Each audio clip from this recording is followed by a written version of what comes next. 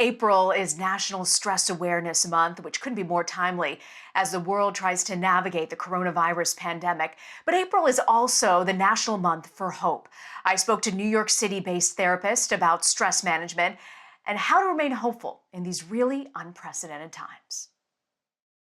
I want to bring in Dr. Laurie Nadel. She was a journalist for 20 years before going back to school for psychotherapy. She specializes in trauma, and she's worked with first responders, groups recovering from catastrophic events, including 9/11, the Parkland Massacre, and even Hurricane Sandy. Dr. Laurie, thank you for joining us. Thank you so much for having me. Can you walk us through what kind of trauma are people experiencing right now that they might not even be aware that they're going through?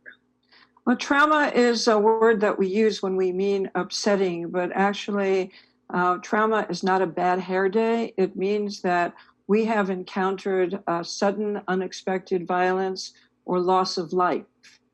And it fills us with a sense of horror and helplessness. And that, I think, is the overview of what everyone is experiencing right now.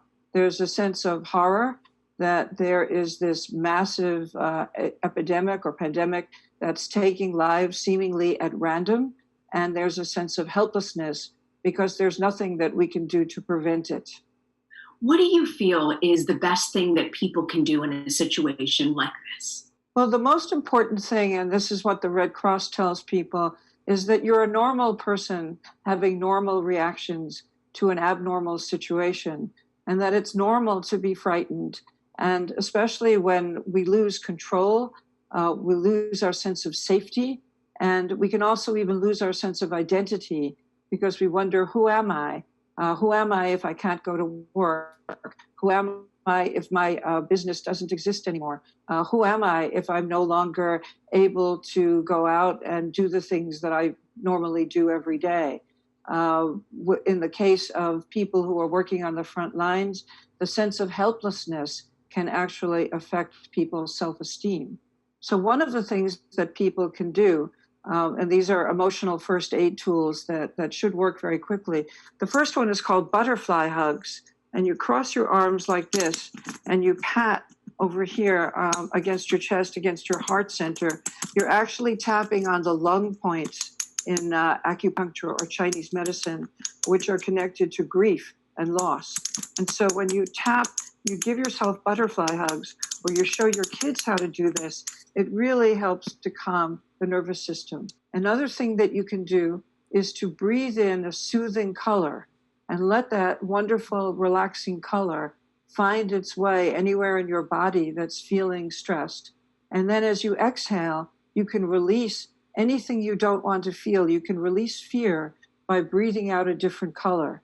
And as you can even do them together. So as you're giving yourself butterfly hugs, you can breathe in, say, blue, and feel yourself relaxing. And then as you exhale, you can say, ah, and release the tension and stress by breathing out a different color. And that will take the edge off, and it will lower the stress levels really within a few seconds. You mentioned a little bit about first responders, and I think a lot about these healthcare workers on the front lines who just want to save lives and help. This must be hitting them incredibly hard. What advice do you have for them? Well, it goes back to that feeling of helplessness, which is so disturbing to first responders. Those who I've spoken to who are on the front lines, doctors, nurses, people working in emergency rooms, are reporting feeling overwhelmed, feeling exhausted, having difficulty focusing. Sometimes that can take the form of nightmares in which you have flashbacks and you see certain individuals or certain scenes where you were not able to save somebody. And so there is also survivor guilt. There are feelings of anxiety, and there's a feeling of something called hypervigilance, which is it feels like your nervous system is hot wired, and it's almost like you want to jump out of your own skin because your nervous system is so overstimulated. And it's just very important for self-responders to take a few minutes a day to do some kind of self-care and never eat alone.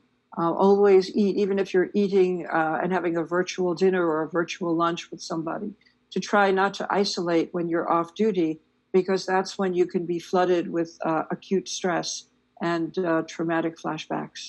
I also want to ask you, Dr. Laurie, about the children. You know, so many kids are now being homeschooled by their parents. They find themselves not fully understanding this new reality that we have.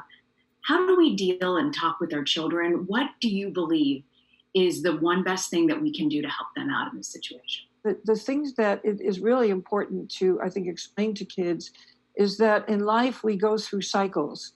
There are cycles of hardship, and there are cycles of fun, and there are cycles of prosperity, and there are cycles of famine. Not everything in life is fun or pleasurable, and that part of life is learning how to find moments of happiness and to appreciate and to love the people around us, and to thank each other for staying connected when we go through tough times. And I think we're seeing this kind of this flood of empathy, and empathy is actually, I think, the one of the most powerful of all of the gifts that we can show our children at this time.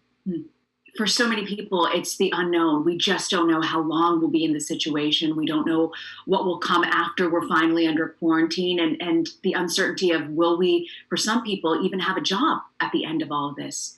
How do you give people hope? How do you get people to see hope when there's so much uncertainty? Well, I think we need to reframe our relationship with uncertainty, because we live in a society where we're able to set up routines and have certain expectations of patterns and habits that give us a sense of predictability in life.